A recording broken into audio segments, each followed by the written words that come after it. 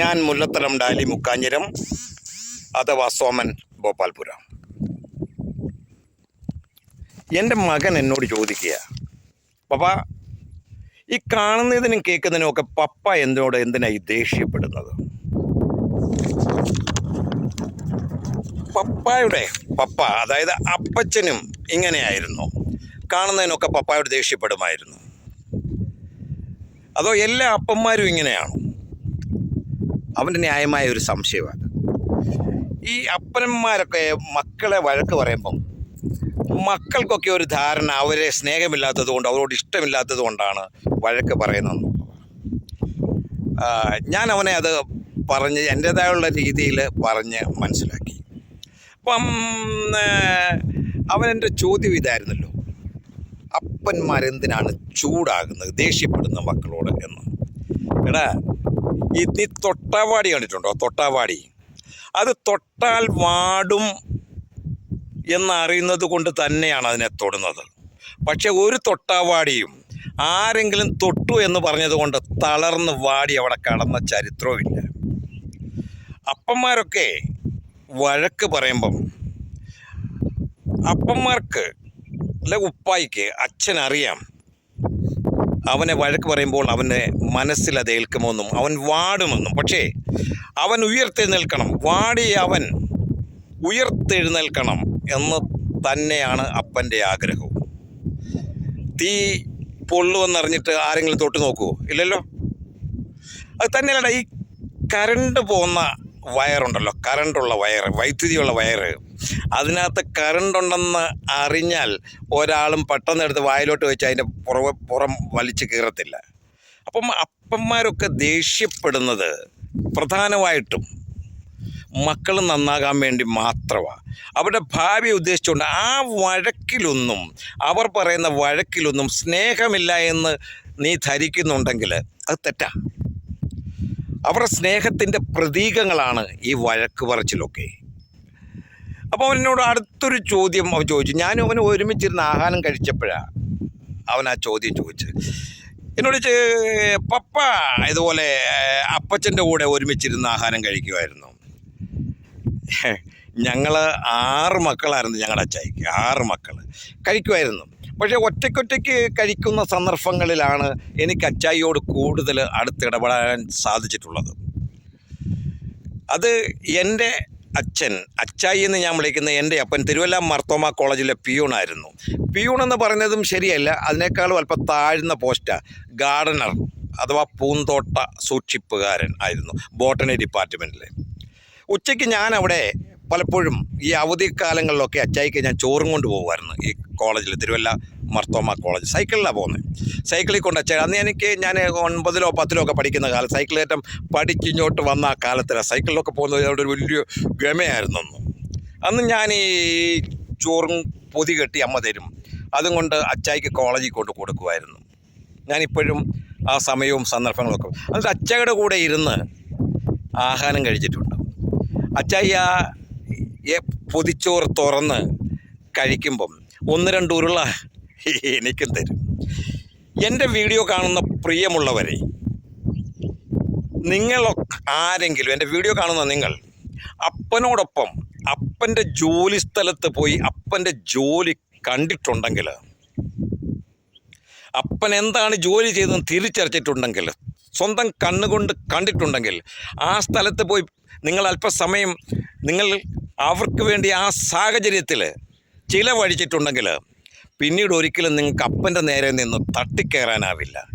പലർക്കും അപ്പൻ ചെയ്യുന്ന ജോലി എന്തെന്ന് അറിയില്ല. ഞാൻ കണ്ടിട്ടുണ്ട് എൻ്റെ അച്ചായുടെ ജോലി. ആ ഗാർഡനിൽ തൂമ്പ കൊണ്ട് കിളയ്ക്കുകയും ഓരോ ചെടിക്ക് വെള്ളം ഒഴിക്കുന്നതൊക്കെ കണ്ടിട്ടുണ്ട്. എന്നിട്ട് അച്ചായുടെ കൂടെ അവിടെ ഇരുന്ന് ഞാൻ ആഹാരം കഴിച്ചിട്ടുണ്ട്. ആ ചെടികളുടെ അതിൻ്റെ നിഴലിൻ കീഴിലിരുന്ന് ആഹാരം കഴിച്ചിട്ടുണ്ട് ഞാൻ. എനിക്കതിൽ നിന്ന് ചില ഉരുളകളൊക്കെ തരുമ്പം ഞാനും അത് കഴിച്ചിട്ടുണ്ട്. ആ സമയത്താണ് അച്ചായി പലപ്പോഴും പല കാര്യങ്ങളും എന്നോട് പറഞ്ഞിട്ടുള്ളത്. ഇതുപോലെയുള്ള ചില കാര്യങ്ങളൊക്കെ അച്ചായി എന്നെ പറഞ്ഞിട്ടുള്ളതും അച്ചായിയുടെ അറിവിൻ്റെ ഭണ്ഡാരം പലപ്പോഴും തുറക്കുന്നതുമൊക്കെ ആ സമയത്തൊക്കെയാണ്. ഞാനത് അനുഭവിച്ചിട്ടുള്ളതാണ്. അച്ചായി ആ സമയത്താണ് ഞങ്ങളോട് ഇതുപോലുള്ള കാര്യങ്ങളും ഒക്കെ പറയുന്നത്. ഒരു ദിവസം എന്നോട് അച്ചായി ചോദിച്ചേടാ, നിനക്ക് പഞ്ചമിയെ അറിയാവോ? പെട്ടെന്ന് ഞാനൊന്ന് ഞെട്ടി. ഈ പഞ്ചമി ഇതാരപ്പ ഈ പഞ്ചമി?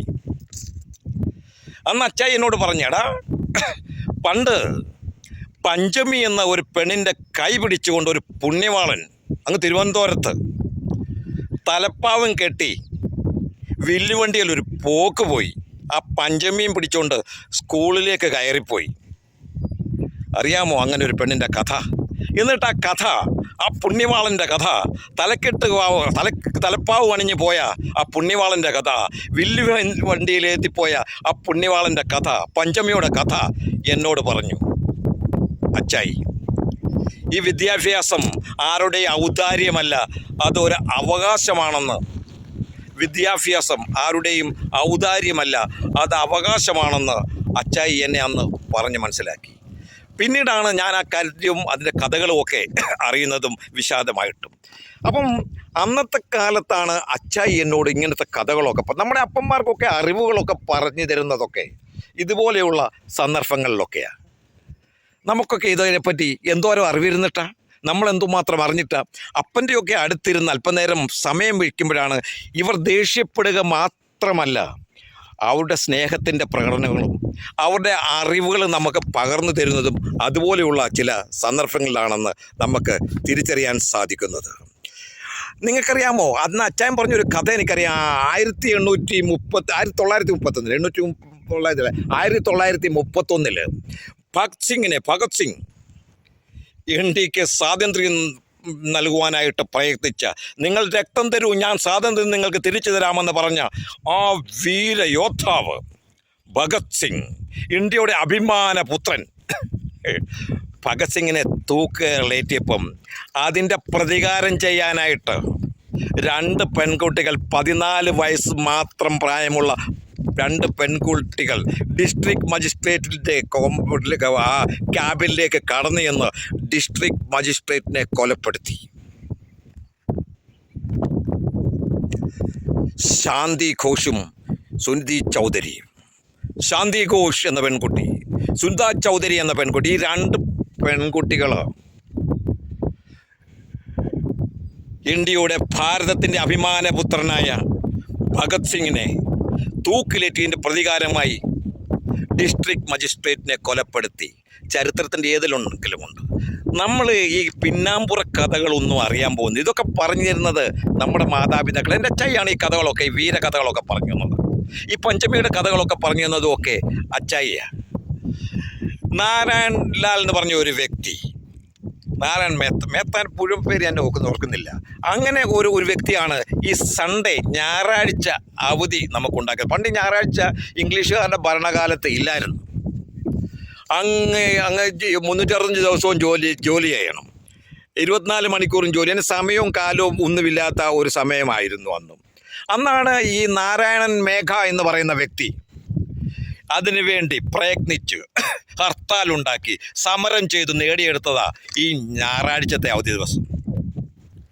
ഇതൊക്കെ അച്ചായി പറഞ്ഞു തന്ന കഥകളാണ്.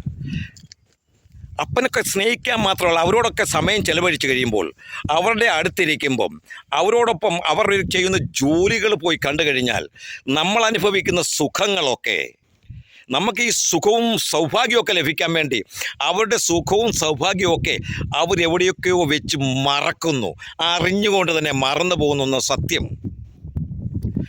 അപ്പനപ്പന്മാരുടെ ഒക്കെ കൂടെ ഇരുന്ന് ആഹാരം കഴിക്കണം, അവർ ജോലി ചെയ്യുന്ന സ്ഥലത്ത് പോകണം, അവർക്ക് ആഹാരം കൊണ്ടുവന്നിട്ട് അവരോടൊപ്പം ആ സമയത്തിരുന്ന് ഒന്ന് ആഹാരം കഴിച്ച് നോക്കിയേ, അപ്പോൾ അറിയാം അപ്പനാരാന്ന്.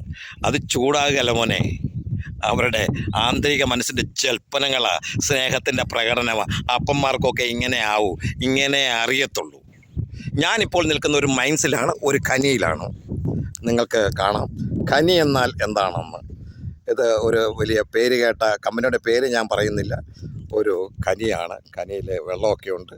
ഈ ഖനിയുടെ തീരത്ത് നിന്നാണ് ഞാനിപ്പോൾ റെക്കോർഡ് ചെയ്യുന്നത്. ഈ ഖനിയുടെ തീരത്ത് നിന്നാണ് ഞാൻ ഇത് റെക്കോർഡ് ചെയ്തത്. നിങ്ങളെ ഒന്ന് കാണിച്ചു എന്നേ ഉള്ളൂ. രാജസ്ഥാൻ മരുഭൂമിയിലെ ഒരു ഖനിയാണ് ഇത്. ഏതായാലും ഇങ്ങനെ ഒന്ന് കാണിക്കാനും എടുക്കാനും ഒരു അവസരമുണ്ടായല്ലോ. ഞാൻ മുല്ലത്തലണ്ടാലി മുക്കഞ്ഞിരം അഥവാ സോമൻ, ഭോപ്പാൽപുര.